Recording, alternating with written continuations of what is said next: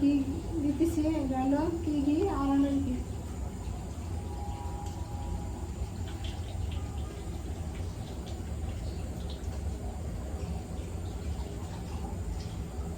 চাইলে ঘি ব্যবহার করতে পারবেন।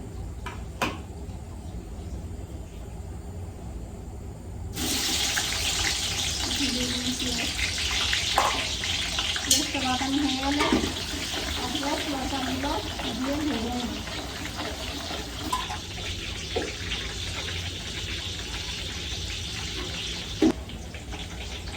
বাদামি কালার হয়ে গেছে, এখন পোলার চালগুলো ঢেলে দিচ্ছি।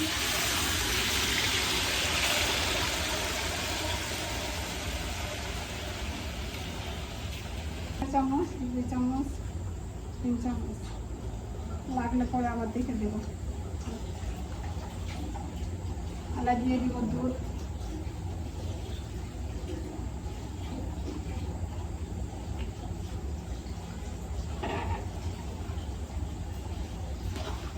আবার চালগুলো একটু ভেজে নিব।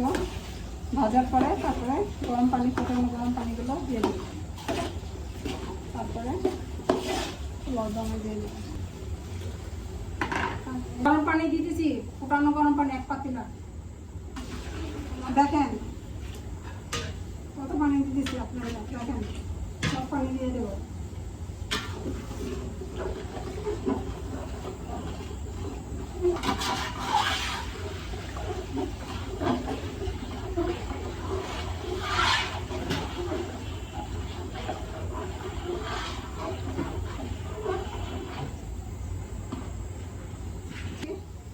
দমে দিব, একটু পানিটা শুকে টানলে দমে দিয়ে দেবো।